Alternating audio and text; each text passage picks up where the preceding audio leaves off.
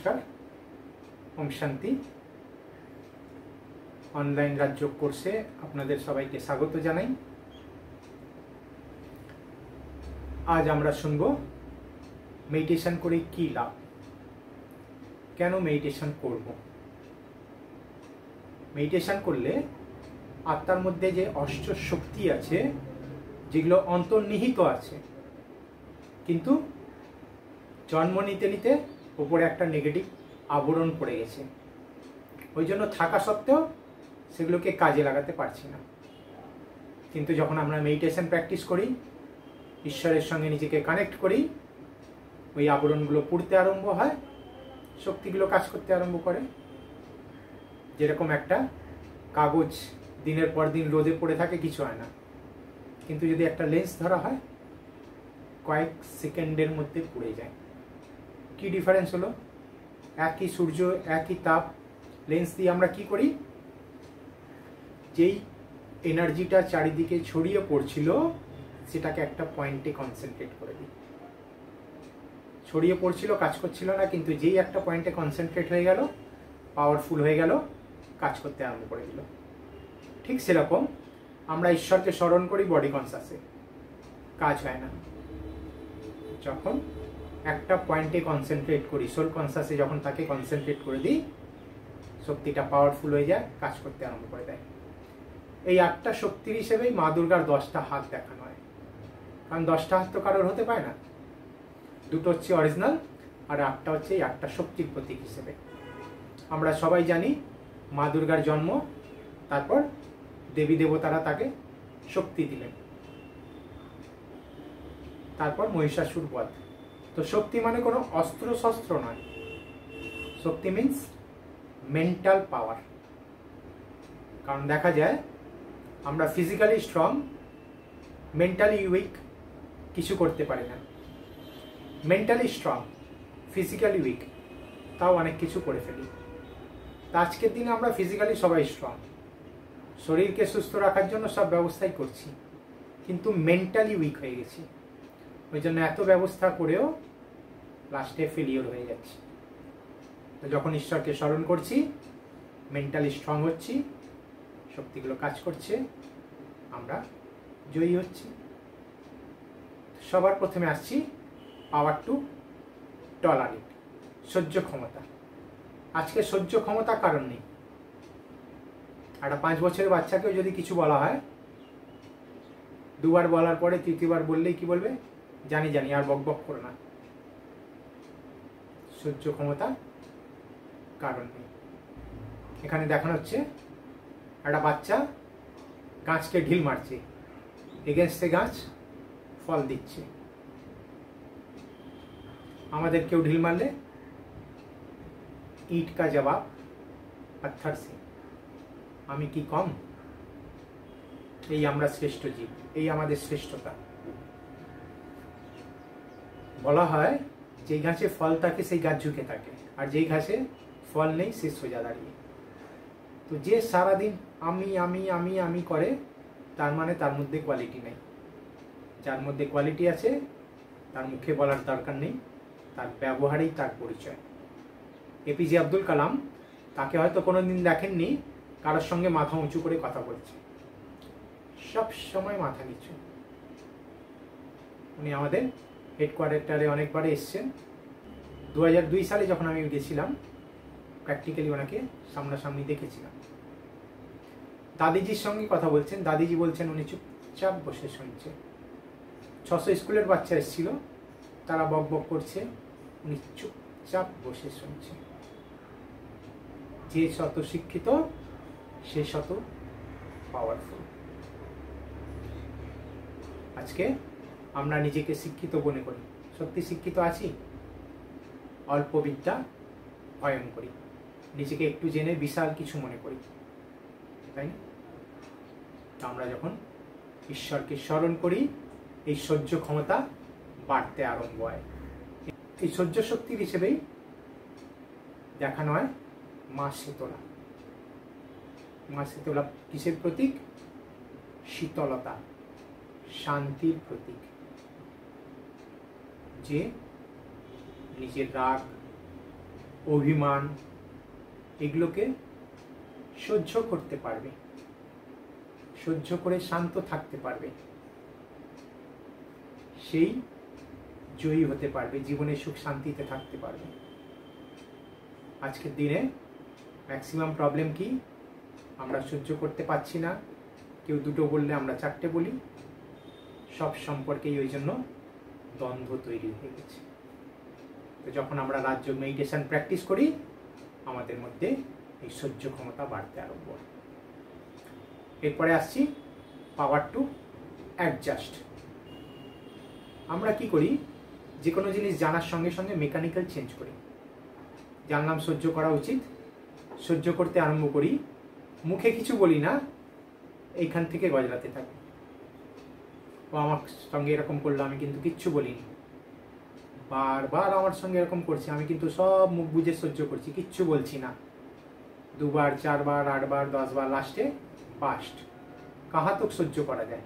একটা লিমিট তো আছে, তাকেও তো বোঝাতে হবে সে ভুল করছে। কি লাভ হলো? 10 বার সহ্য করলাম, কেউ দেখলো না, লাস্টে বললাম সবাই দেখে নিল। তো 10 বার আমার সহ্য করা মাটি হয়ে গেল। কেন হলো? এইখান থেকে গজরাচ্ছিলাম। সায়েন্স বলে যে কোনো জিনিস পৃথিবীতে 2 বার হয়। প্রথম হচ্ছে আমাদের মনে, তারপর আমাদের ব্যবহারে। তো মনে যদি কিছু ভাবছি, সেটা আমাদের ব্যবহারে আসবেই আসবে। আমরা বলি ও এরকম, ও এরকম, ও এরকম। ওই ব্যবহার আমি নিজে কখন করতে আরম্ভ করে দেবো বুঝতে পারবো না, দেখতে দেখতে আমার মধ্যে চলে আসবে। এখানে দেখানো হচ্ছে পুরো শহরের নোংরা নদীতে গিয়ে পড়ে, নদীর নোংরা সমুদ্রে গিয়ে পড়ে। সমুদ্র কখনো নোংরা দেখি? কি করে? সঙ্গে সঙ্গে পাড়ে ছুঁড়ে ফেলে দেয়। যেটা ভারী সেটা গর্ভে অন্তর্লীন করে নেয়, আর বাকি সঙ্গে সঙ্গে পাড়ে ছুঁড়ে ফেলে দেয়। আমাদেরও সারাদিনে অনেকে অনেক কিছু দিতে আসে, আমরা কি করি? সব ভরতে থাকি, কিন্তু অন্তর্লীন করার ক্ষমতা নেই। কি করি? তারপর ছড়াতে আরম্ভ করি। আগে নিজে ভরি, তারপর দুর্গন্ধ চারিদিকে ছড়ায়। ঈশ্বর বলছেন দরকার নেই। যদি সহ্য ক্ষমতা না থাকে, শোনার দরকার নেই। সেটাকে শুনে যদি অ্যাডজাস্ট করার ক্ষমতা থাকে তবেই শোনো, নালে শোনার দরকার নেই। তার জন্যই দেখানো হয় মা সন্তোষী, সবসময় সন্তুষ্ট। যে যা বললো, যে যা করলো, কেউ ভালো ব্যবহার করলো, কেউ খারাপ ব্যবহার করলো, কেউ ভালো কথা বললো, কেউ খারাপ কথা বললো, সবেতেই সে সন্তুষ্ট। যখন আমরা মেডিটেশন প্র্যাকটিস করি, আমাদেরও সেই সন্তোষের গুণ বেড়ে যায়। তারপরে আসছি পাওয়ার টু ডিসক্রিমিনেট, পরখ শক্তি। এই দুটো শক্তি যত বাড়ে, আমাদের মধ্যে ডিসক্রিমিনেশন পাওয়ার বেড়ে যায়। এর প্রতীক হিসেবেই দেখানো হয় মা সরস্বতীকে। মা সরস্বতীর বাহন দেখানো হয় রাজহাঁস। রাজহাঁস কি করে? দুধ আর জল দুটোকে আলাদা করে দেয়। এত তার মধ্যে ডিসক্রিমিনেশন পাওয়ার। তো তাকেই সত্যিকারের জ্ঞানী গুণী, তাকেই বলা হবে যে পরখ করতে পারবে। আমরা যত ঈশ্বরকে স্মরণ করি, এই পরখ শক্তি আমাদের মধ্যে বাড়ে। আমরা তখন সহজেই ডিসক্রিমিনেট করতে পারি। ডিসক্রিমিনেট করার পরে জাজমেন্ট। জাজমেন্টে কি দেখানো হচ্ছে? দাড়ি পাল্লা। পাল্লা দুটো সমান কখন? যখন কাটা একান্ত। আমরাও যখন একদম শান্ত, স্টেবল, কুল, কাম, তখনই আমাদের ডিসিশন ঠিক হয়। আমরা কি করি? যে কোনো ডিসিশন নেওয়ার আগে প্রি অ্যাজাম্পশন, অনেক কিছু ভাবতে আরম্ভ করি। এরকম ঘটনা আগে ঘটেছিল, তখন কি হয়েছিল, এই লোকটা আমার সঙ্গে আগে কিরকম ব্যবহার করেছিল, অনেক কিছু চলতে আরম্ভ করে দেয়, কাঁটা নড়ে যায়, ডিসিশন ভুল, সব গণ্ডগোল। এটা কোনো বাউন্ডেশন নেই যে আগে খারাপ ব্যবহার করেছে আজও খারাপ করবে, এটাও বাউন্ডেশন নেই যে আগে ভালো ব্যবহার করছে এখনো ভালো করবে। মানুষের মানসিকতা যে কোনো সময় চেঞ্জ হতে পারে, তাই জন্য ডিসিশন নিতে হবে প্রেজেন্ট সিচুয়েশন হিসেবে। হ্যাঁ, কেউ যদি চিট করেছে তার থেকে সাবধান থাকবো, কিন্তু ডিসিশন নেব প্রেজেন্ট সিচুয়েশন হিসেবে, তবেই আমাদের ডিসিশন ঠিক হবে, তবেই আমরা সহজেই উন্নতি লাভ করতে পারব। তার প্রতীক হিসেবেই দেখানো হয় মা গায়ত্রী। মা গায়ত্রীকে দেখানো হচ্ছে কি পদ্ম ফুলের ওপরে বসে আছে। পদ্ম ফুল কিসের প্রতীক? পবিত্রতার প্রতীক। তো সেই জাজমেন্ট ঠিক মতো করতে পারবে, সেই ডিসিশন ঠিক মতো নিতে পারবে যার মন একদম পবিত্র হবে। আমরা কি করি? নয় কাউকে খালি বুদ্ধি দিয়ে বিচার করি, আর না হলে কাউকে মন দিয়ে বিচার করি। দুটোই ঠিক নয়, দুটোর ব্যালেন্স। যেখানে ভালোবাসা দরকার সেখানে ভালোবাসা, যেখানে ল দরকার সেখানে ল, লাভ অ্যান্ড ল, দুটোর ব্যালেন্স, তবেই আমাদের ডিসিশন ঠিক হবে। এরপর আসছে পাওয়ার টু ফেস।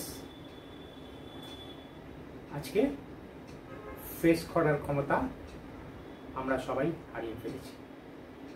যেরকম সহ্য ক্ষমতা হারিয়েছি সেরকম ফেস করার ক্ষমতা হারিয়ে ফেলেছি। ছোট ছোট ঘটনা ভেঙে পড়ি, কারণ ফেস করার ক্ষমতা নেই। এর প্রতীক হিসেবেই দেখানো হয় মা কালীকে। কত সিচুয়েশন তার সামনে, কিন্তু এক হাতে জ্ঞানের খড়গ, যেই জ্ঞানটা আছে সেটাকে অ্যাপ্লাই করছে, আর একটা হাতে আগুন, যোগের আগুন, জ্ঞানের থেকে অ্যাপ্লাই করছে, যোগের দ্বারা সেটাকে পুড়িয়ে ফেলছে। যত নেগেটিভ পাওয়ার সব শেষ। যত আমরা ঈশ্বরকে স্মরণ করি, মেডিটেশন করি, এই পাওয়ার আমাদের বাড়তে আরম্ভ করে, নেগেটিভ তার থেকে ধ্বংস হতে আরম্ভ করে। এরপরে আসছি পাওয়ার টু কোঅপারেট, সহযোগ শক্তি। আজকে আমরা যেখানেই থাকি না কেন, সে পরিবারে আছি, পাড়ায় আছি, স্কুল, কলেজ, অফিস, যেখানেই থাকি না কেন, একে অপরের সহযোগ নিতেও হবে, সহযোগ দিতেও হবে। আর না বলি আমার কারোর দরকার নেই, আমি একা ভালো আছি, কখনোই সম্ভব নয়। হঠাৎ কোনো এরকম সিচুয়েশন এসে গেলে একে অপরের সহযোগ অবশ্যই দরকার। একবার এই 5টা আঙুলের মধ্যে ঝগড়া হলো। বুড়ো আঙুল বলছে আমি সব থেকে বড়, আমার টিপ ছাড়া কিছু হয় না। এ বলছে আমি ঈশ্বরকে দেখাই, তাই জন্য আমি সব থেকে বড়। মিডল ফিঙ্গার বলছে আমার কিছু বলার দরকার নেই, দেখো আমি সবার বড়। রিং ফিঙ্গার বলছে আমার কানেকশন সোজা হার্টের সঙ্গে, আমি সব থেকে বড়। এই আঙুল বলছে এটার থেকে গোবর্ধন পর্বত তোলা হয়েছিল, আমি সব থেকে বড়। এবার 5 জনের মধ্যে ঝগড়া হচ্ছে কে বড়, কি করে ডিসিশন হবে?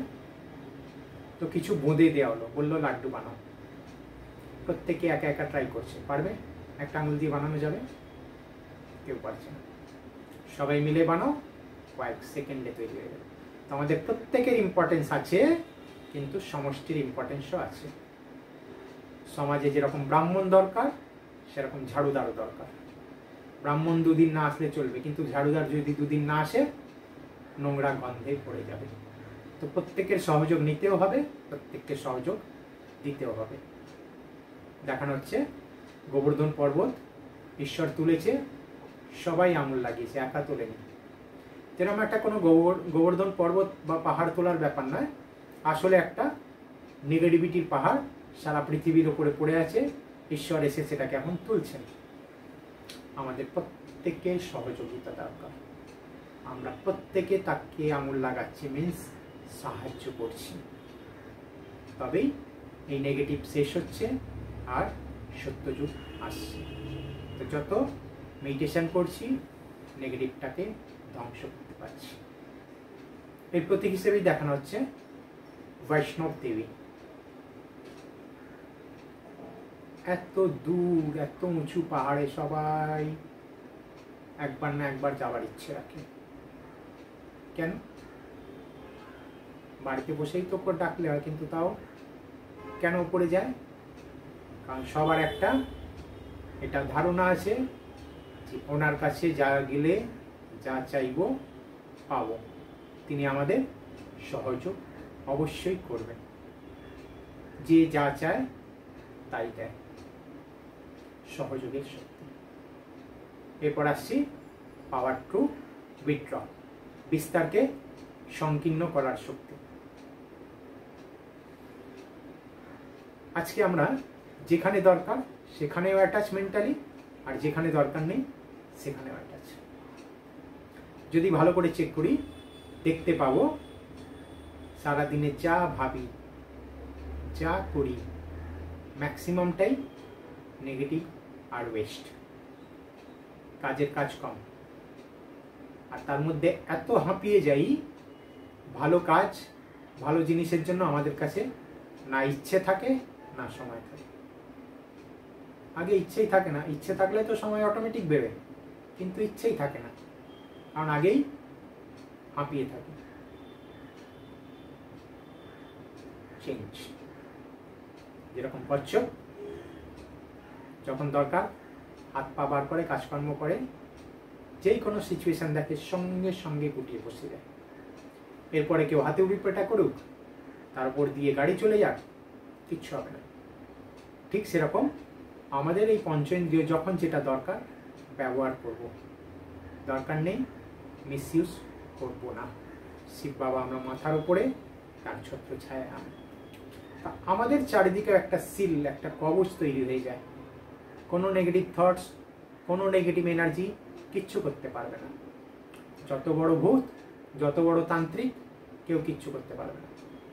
ঈশ্বর আমার মাথার উপরে, তার ছত্র ছায়া। এর প্রতীক হিসেবেই দেখানো হয় মা পার্বতী রাজপাট ছেড়ে দিয়ে, সবকিছু ছেড়ে দিয়ে চললেন শিবের ভক্তিতে। আমার শিব চাই, আর কিচ্ছু চাই না, সব ত্যাগ করলেন।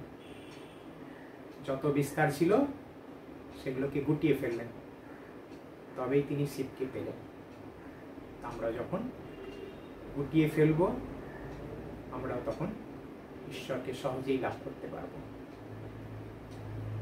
এরপরে আসছি পাওয়ার টু প্যাক আপ। আমরা যখন 2-4 দিনের জন্য কোথাও যখন যাই, কত আগে থেকে প্ল্যানিং, প্যাকিং। কি কি প্যাক করি? যেটা দরকার সেটা না, সব যেটা দরকার সেটা। যেটা না হলে একটু প্রবলেম হবে, কিন্তু কাজ চলে যাবে, সেটাও আমরা সাইড করে দিই। কারণ যত লাগেজ কম হবে, জার্নি আমাদের ভালো হবে। লাইফ ইজ জার্নি, জীবনটা একটা যাত্রা। এই যাত্রা পথে কি কি সাথে নিয়ে চলছি? যেটা দরকার সেটা না এক্সট্রা আছে? যদি দেখি এক্সট্রাতেই ভর্তি, এত নেগেটিভ আর ওয়েস্ট এখানে ভরে রেখেছি, জীবন বোঝা হয়ে গেছে, আর পাচ্ছি না। ঈশ্বর আমাকে তুলে নাও। নেগেটিভ ওয়েস্টে ভর্তি, খালি হাতে এসছি, খালি হাতে যাব। সাথে আমাদের যাবে কর্ম। তো ভালো কর্ম প্যাক করতে আরম্ভ করব। যত ভালো কর্ম করব মানে ব্যাংকে ডিপোজিট। তো যদি রোজ ব্যাংকে ডিপোজিট হয়, মনে আনন্দ হবে তো, জমছে, লাইফ সিকিউর। তো যখনই দেখবেন নিঃস্বার্থভাবে কারোর জন্য কোনো উপকার, ভালো কর্ম করছেন, দেখবেন সঙ্গে সঙ্গে অটোমেটিক মনে আনন্দ হয়। ব্যাংকে ডিপোজিট হয়ে গেছে, তাই জন্য মনে আনন্দ। তো ভালো কর্ম প্যাক করতে থাকা, এই 8টা শক্তির প্রতীক হিসেবেই দেখানো হয় মা দুর্গা। মা দুর্গার মধ্যে এই 8টা শক্তি, যখন এই শক্তিগুলো সব একসাথে হলো তখনই মা দুর্গা মহিষাসুরের বধ করলেন। আমাদের মধ্যেও যখন এই অষ্টশক্তি জাগৃত হবে থ্রু মেডিটেশন, আমরাও নেগেটিভিটিকে শেষ করতে পারব, আমাদের জীবনেও সুখ শান্তি সম্পূর্ণ আসবে। এটাই হচ্ছে মেডিটেশনের লাভ। ঠিক আছে, এবার আসছি বেসিস অফ মেডিটেশন। যেরকম একটা চেয়ারের 4টে পায়া থাকে, ঠিক সেরকম আমাদের মেডিটেশনের চেয়ারেরও 4টে পায়া আছে। ব্রহ্মচর্য, শুদ্ধ অন্ন, দৈবগুণ, সৎসঙ্গ। এই 4টে পিলারের উপরে আমাদের মেডিটেশনের বাড়ি দাঁড়িয়ে, আমাদের মনের একাগ্রতা দাঁড়িয়ে। এই 4টে পিলার যত মজবুত হবে আমাদের কনসেন্ট্রেশন পাওয়ার তত বাড়বে। সবার প্রথমে আসছি সেলিবেসি, পিওরিটি। পিওরিটির ইম্পর্টেন্স সব থেকে বেশি। বলা হয় বাঘিনীর দুধ রাখার জন্য সোনার পাত্র দরকার। তো ঈশ্বরের শক্তি রাখার জন্য মনকে সোনার বানাতে হবে, মিন্স পিওর।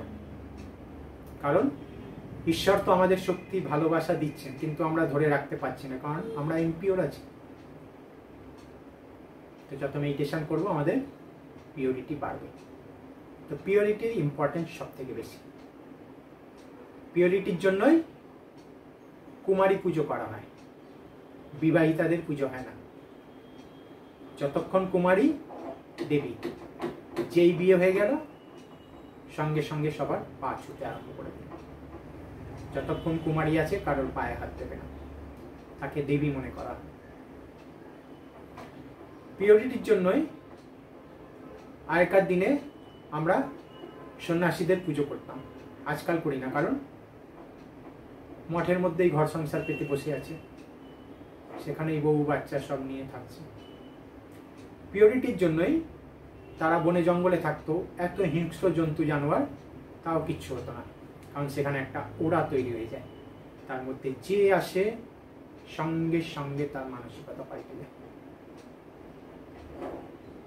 পিওরিটির জন্যই রামকৃষ্ণদেব কি করেছিলেন, মা শারদাকে মা বলে পুজো করলেন, নিজের স্ত্রীকে মা বলে পুজো করলেন। কি মেসেজ তিনি এখানে দিতে চাইলেন? পিওরিটির কথাই তো তিনি বোঝাতে চাইলেন না। স্বামী বিবেকানন্দ কি বললেন, আমার মতো 100টা ছেলে পেলে আমি ভারতের নকশা পাল্টে দেব। এত পিওরিটির ক্ষমতা। পিওরিটির জন্যই বলা হয় অ্যাডাম অ্যান্ড ইভ স্বর্গে ছিল, একটা অ্যাপেল খেলো স্বর্গে থেকে মর্তে। কিসের অ্যাপেল? জ্ঞানের অ্যাপেল। যতক্ষণ তাদের দেহের জ্ঞান ছিল না, নগ্ন হয়ে ঘুরে বেড়াচ্ছে, কোনো ব্যাপার নয়। কিন্তু যখনই তাদের মধ্যে দেহের জ্ঞান এলো, একে অপরকে নগ্ন দেখলো, ফিজিক্যাল রিলেশন, স্বর্গ থেকে মর্তে। যত পিওর তত পাওয়ারফুল। তারপর শুদ্ধ অন্ন। বলা হয় জৈসা অন্ন বৈসা মন। আমাদের শরীরে, আমাদের মনে অন্নের প্রভাব সব থেকে বেশি পড়ে। তো আমাদের খাবার কেমন হওয়া উচিত? যদি এক কথায় বলি, মন্দিরের দেবী দেবতাকে যা দিই সেইগুলোই আমাদের জন্য গ্রহণযোগ্য। কারণ এই শরীরটা হচ্ছে আমাদের মন্দির, এর মধ্যে এই দেবী দেবতা বসে আছে। তো এই দেবী দেবতাকে যা দেব, এই দেবী দেবতাকেও তাই দেব। ননভেজ অ্যালাউ নেই, পেঁয়াজ রসুন অ্যালাউ নেই। আমরা তো বলি পেঁয়াজ রসুন তো ফল, তাও কেন অ্যালাউ নেই? আমরা সবাই জানি পেঁয়াজ রসুন যদি বগলে চেপে রাখি 15 মিনিটে জ্বর চলে আসবে, এত হিট হয়। খাচ্ছি, বডিতে কত হিট তৈরি করবে। ওই জন্য যখনই এসব খাবার খাই আমাদের বডি হিট হয়ে যায়, ব্লাড সার্কুলেশন বেরোয় যায়, ব্রেন থেকে কমান্ড আসে একটা আনওয়ান্টেড জিনিস বডিতে ঢুকেছে, ডিস্ট্রয় করো। ব্লাড সার্কুলেশন বাড়ে, বডি হিট। এনার্জি বাড়ে না, এনার্জি কমে। পেঁয়াজ রসুন সব থেকে বড় পেন কিলার। কোথাও চোট লেগেছে, গায়ে হাত পায়ে ব্যথা আছে, পেঁয়াজ রসুনের রস বার করো, তেলের সঙ্গে লাগাও, মাসাজ করো, ব্যথা সেরে যায়। বাতের ব্যথা, রোজ 1 কোয়া করে রসুন, কতদিন? আজীবন। যদি 2-1 মাস খাওয়া ছেড়ে দিই আবার ব্যথা আরম্ভ হয়ে যায়, তার মানে পেন কিলারের কাজ করছে। একটা পেন কিলারের কতটা সাইড এফেক্ট আছে আমরা সবাই জানি। তো রোজ পেঁয়াজ রসুন খাচ্ছি, তার মানে রোজ পেন কিলার খাচ্ছি, কতটা সাইড এফেক্ট হবে একটু ভাববো। হ্যাঁ, এদের ভেষজ গুণ অবশ্যই আছে, কিন্তু এদের মধ্যে সাইড এফেক্টও অনেক আছে, যেগুলো আমরা অন্য জিনিসে পাবো না। এরপর আসছি ননভেজ। প্রাণী হত্যা মহাপাপ, যে কোনো ধর্ম, যে কোনো শাস্ত্র। যদি সায়েন্টিফিক্যালি দেখি, আমাদের এই শরীর ননভেজের উপযুক্ত নয়। ননভেজ প্রাণী আর নিরামিষী প্রাণী, তার শারীরিক গঠন সম্পূর্ণ আলাদা। আমাদের দাঁত কেমন? গরু, ছাগল, ভেড়া এদের মতো। যারা মাংসাশী প্রাণী তাদের 2টো করে গজদাঁত এক্সট্রা। আমাদের জিভ সফট হয়, আমরা চুমুক দিয়ে জল খাই। মাংসাশী প্রাণীদের জিভ শক্ত হয়, তারা জল চেটে খায়। আমাদের জলের পরিমাণ বেশি লাগে, তাদের জলের পরিমাণ কম দরকার হয়। আমাদের জিভের থেকে টায়ালিন বেরোয়, যেটা কার্বোহাইড্রেট খাবারকে হজম করে। তাদের জিভের থেকে অ্যাসিড বেরোয়, যেটা ননভেজকে হজম করে। আমাদের এই চোয়াল চারিদিকে মুভ করে, তাদের খালি আপ ডাউন হয়, মুভ করে না। আমাদের ইন্টেস্টাইন লম্বা হয়, প্রসেস হয়, হজম হয়, যেটা হজম হলো না বডিতে পচতে আরম্ভ করে, বিভিন্ন রোগের সৃষ্টি করে। তাদের ছোট হয়, প্রসেস হলো, হজম হলো, যেটা হজম হলো না পচার আগে বডি থেকে বেরিয়ে যায়। যারা মাংসাশী প্রাণী তাদের বাচ্চার জন্ম হলে 5 দিন 7 দিন পরে চোখ ফোটে, কিন্তু যারা নিরামিষী প্রাণী বাচ্চা জন্ম হওয়ার সঙ্গে সঙ্গে চোখ ফুটে যায়। এরকম অনেক সায়েন্টিফিক প্রমাণ আছে যেগুলো দেখায় আমাদের শরীর ননভেজের উপযুক্ত নয়। আমরা বলি যদি ওগুলো না খাই শারীরিক শক্তি, মানসিক শক্তি বাড়বে কি করে? যারা শক্তিশালী প্রাণী আছে ননভেজ খায়, হাতি, ঘোড়া, জলহস্তী, গন্ডার খায় ননভেজ, শক্তিশালী তো এটা। পাওয়ার তুলনা করা হর্স পাওয়ার। কি খায় ঘোড়া? ছোলা, ঘাস। ছোলা, ডাল, মটর এগুলোতে এত প্রোটিন, ভিটামিন আছে আমরা হজম করতে পারি না, পাতলা করে খাই, গাঢ় করে খেলেই পেট ছেড়ে দেয়। তো ঈশ্বর প্রকৃতিতে আমাদের সব কিছু দিয়ে পাঠিয়েছেন। ন্যাচারাল ফুড আমাদের জন্য এনাফ। যেই সিজনে যেই শাকসবজি, যেই ফলমূল আমাদের জন্য এনাফ। আমরা বলি কমলা লেবু খেলে ঠান্ডা লাগে, কোন সিজনে পাওয়া যায়? শীতকালে। যদি শীতকালে রোজ 2টো করে লেবু খাওয়া হয়, কোনোদিন সর্দি কাশি হবে না। ফাল্গুন চৈত্র মাসে তেতো খাওয়া উচিত, পক্স হওয়ার চান্সেস। নতুন নিম পাতা, ডাঁটা, ডাঁটার শাক সব সেই সময় পাওয়া যায়। গরমকাল টক খেতে হবে, চলে এলো আম। তো ঈশ্বর একদম নেচারে ব্যালেন্স করে রেখেছেন, আমাদের যখন যেটা দরকার তখন সেটা দিয়েছে।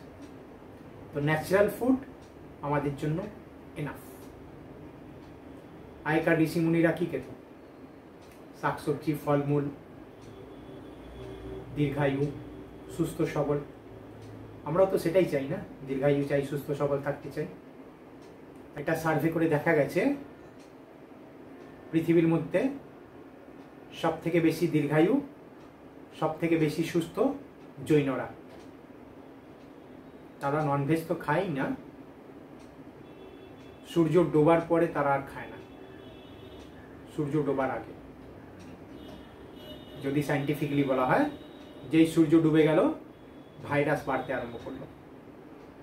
এটাও সার্ভে করে দেখা গেছে সব থেকে কম আয়ু হচ্ছে এস্কিমোদের। তাদের আয়ু ম্যাক্সিমাম 28 থেকে 35 বছর, তার বেশি তারা বাঁচে না, কারণ তাদের টোটালি ননভেজের ওপরেই বাঁচতে হয়। বরফের দেশ, সেখানে শাকসবজি পাওয়া যায় না।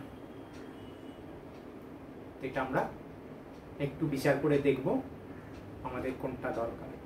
আমরা বলি, ডাক্তাররা তো বলে, বাংলায় যদি কোনো ডাক্তার বলে ননভেজ খাবেন না, তার কাছে কেউ যাবে? বলবে ডাক্তারের মাথা খারাপ হয়ে গেছে। আর তারা বারণ করতে যাবে কেন? তারা বলবে বেশি করে খাও, বেশি করে রোগগ্রস্ত হয়, বেশি করে আমার কাছে আসো। বাড়িতে যদি কেউ মারা যায়, যতক্ষণ বডি থাকে আমরা রান্নাঘরে ঢুকি না।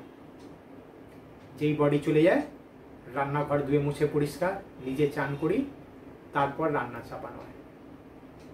কেন?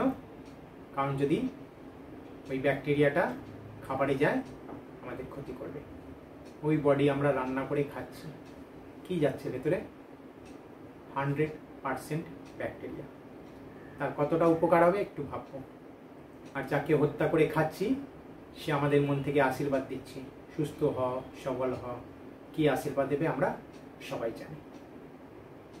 আজকে আমরা সবাই মৃত্যু ভয়ে ভীত, কারণ চারিদিকে প্রতিদিন এত প্রাণী হত্যা হচ্ছে।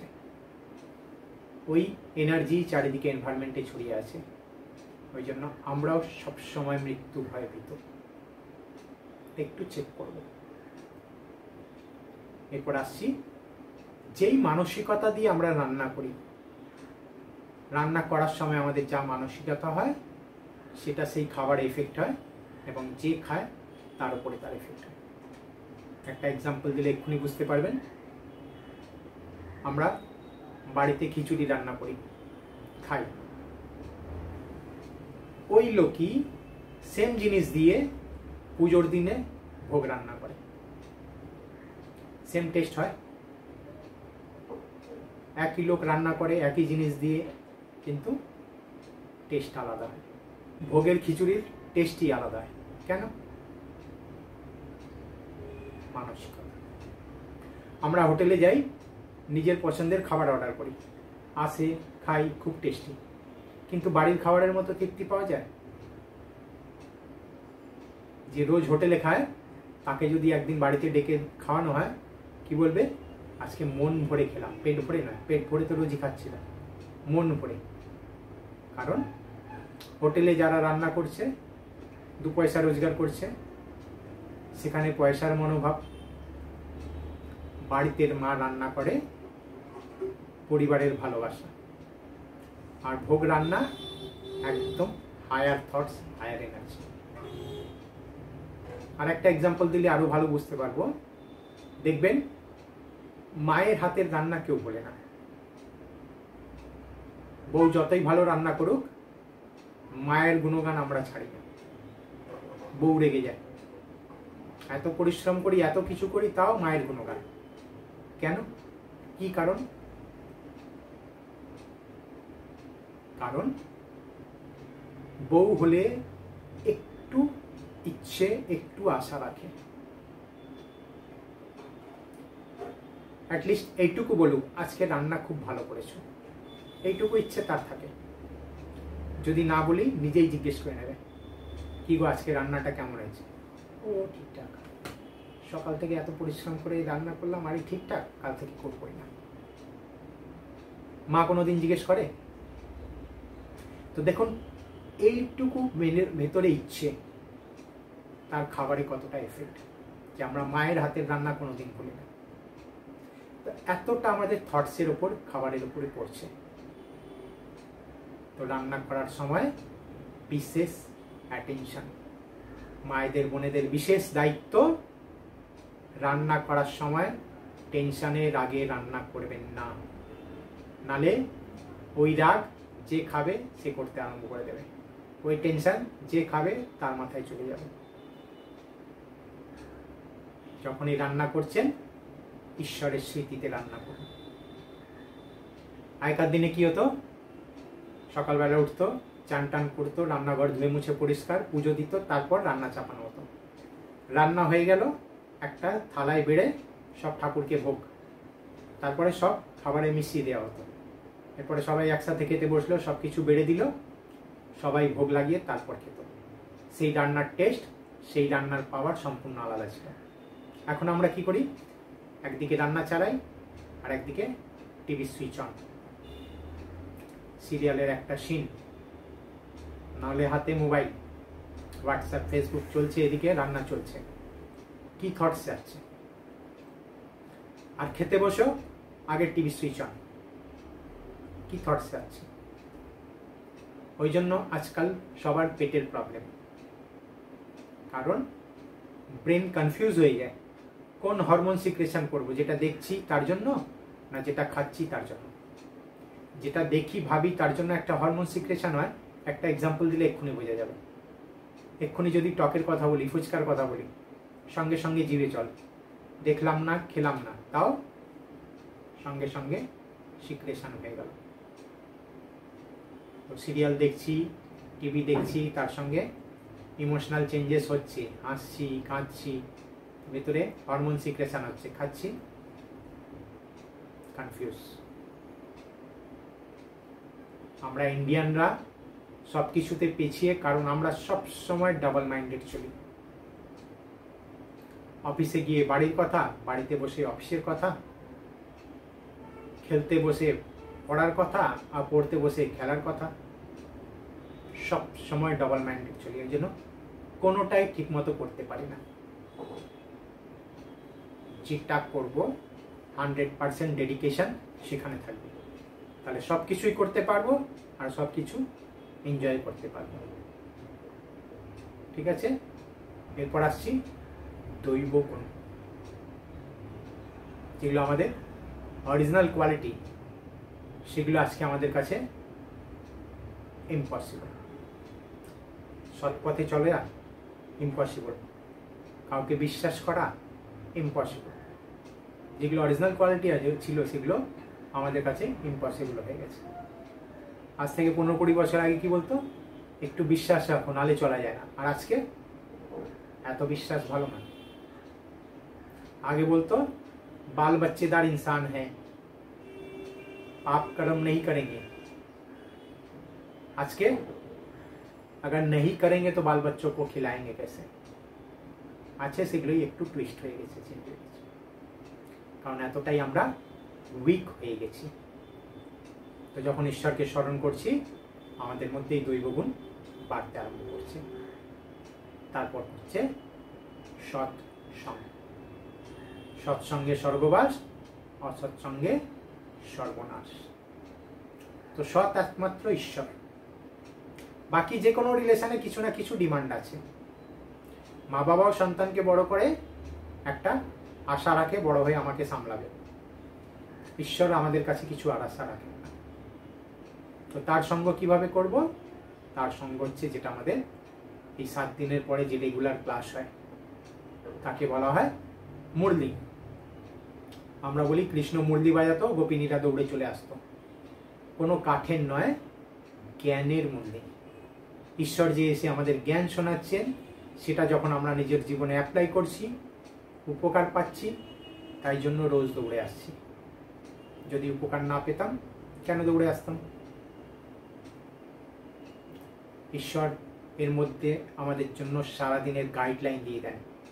আজকে সারাদিন আমি কিভাবে চলবো, কি করব না করব, কোনো সিচুয়েশন আসলে কিভাবে সেটাকে ফেস করব, কিভাবে সেটা ওভারকাম করব, পুরো গাইডলাইন তার মধ্যে থাকে।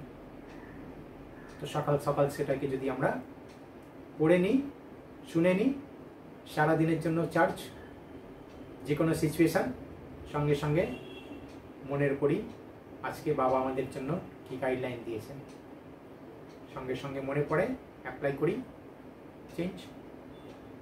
নর্মালি কি হয়, আমরা সেই ইনফ্লুয়েন্সে চলে যাই, ডিসিশন ভুল হয়ে যায়, সব গন্ডগোল হয়ে যায়।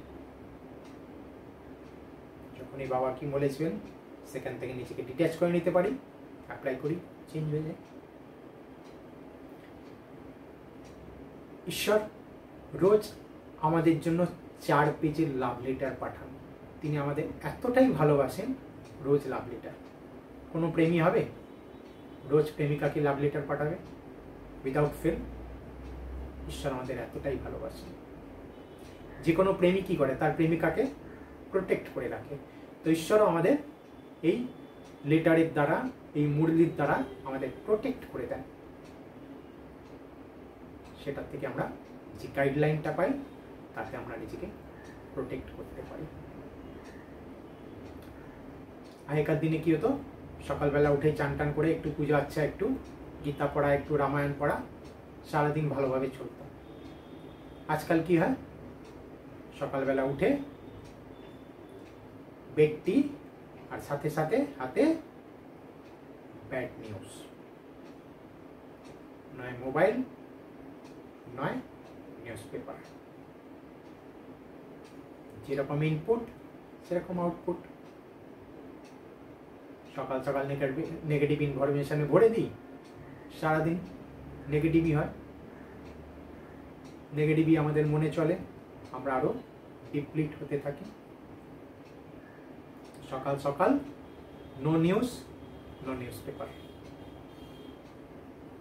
সকাল সকাল মন ব্লটিং পেপার আছে, যা দেব সঙ্গে সঙ্গে শোক করবে আর সেটাকে কাজে লাগিয়ে দেবে।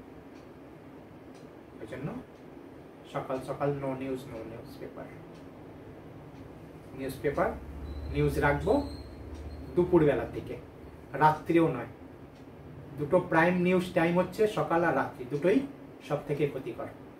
রাত্রিরে ঘুমানোর আগেও আমাদের সাবকনসিয়াস মাইন্ড জাগে, সেটা সব ধরে নেয়, আর সকালে ঘুম থেকে উঠেও সাবকনসিয়াস মাইন্ড জেগে থাকে, তখন সেটা শোক করে নেয়। ওই জন্য এই দুটো সময় কোনো ব্যাড নিউজ শুনবো না, দেখবো না। যা নিউজ দেখা দুপুরবেলা, আর যেটুকু শিক্ষামূলক সেটাই দেখব।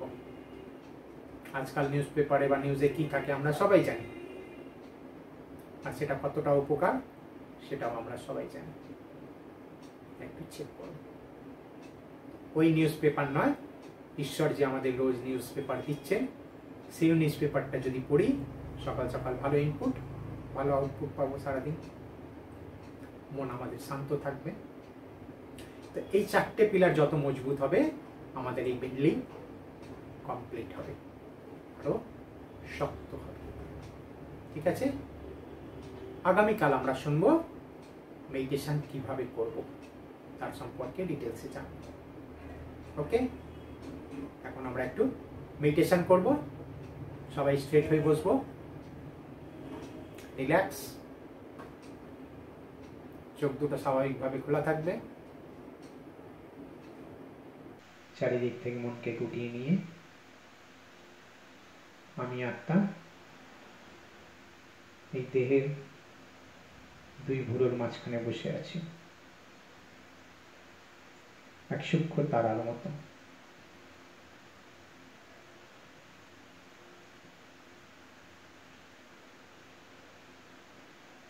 শিব বাবা আমার ঠিক মাথার উপরে।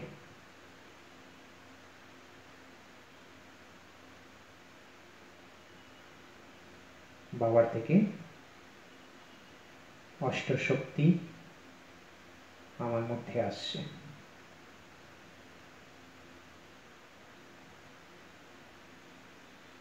প্রথমে সহ্য শক্তি,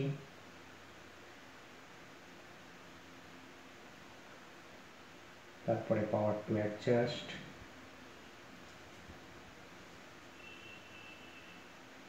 তারপর পাওয়ার টু ডিসক্রিমিনেট,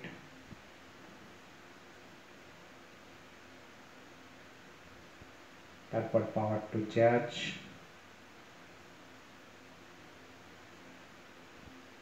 তারপর পাওয়ার টু ফেস, তারপর পাওয়ার টু কোঅপারেশন,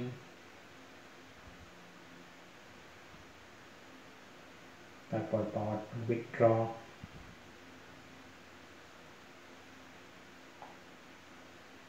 তারপর পাওয়ার টু প্যাক আপ। অষ্টশক্তি বাবার থেকে বেরিয়ে আমার মধ্যে পড়ছে। আমি শক্তিশালী।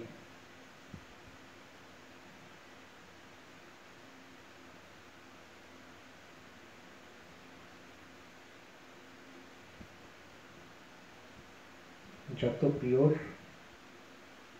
তত পাওয়ারফুল।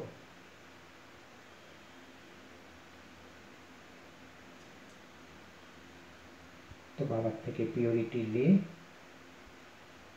আমার উপরে পড়ছে, আমি আত্মার সম্পূর্ণ পিওর।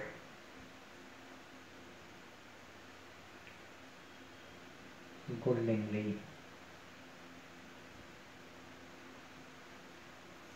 পিওরিটি রে আত্মার থেকে বেরিয়ে পুরো ব্রেনের মধ্যে ছড়াচ্ছে।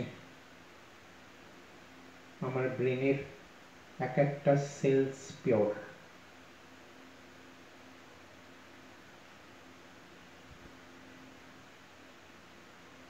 যত টক্সিন, যত রোগ সব বাইরে।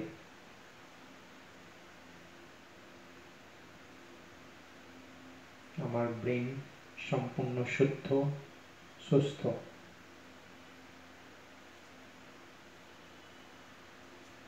এবার এই পিওরিটি রে আস্তে আস্তে আমার পুরো বডিতে ছড়াচ্ছে। পুরো বডির এক একটা সেলস শুদ্ধ, পিওর। আমার দেহে যা রক্ত বইছে সেটাও একদম শুদ্ধ।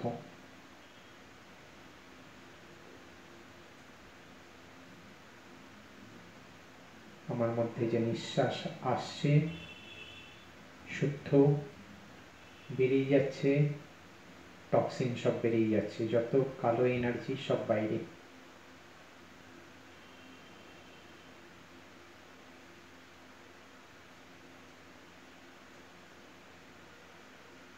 কন্টিনিউ বাবার থেকে পিওরিটি রে আত্মায়, আত্মার থেকে পুরো বডিতে।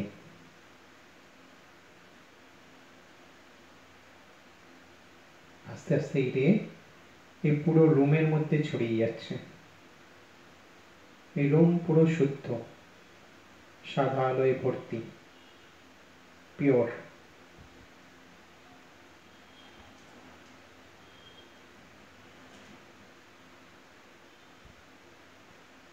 সম্পূর্ণ শুদ্ধ আমি। ওম শান্তি।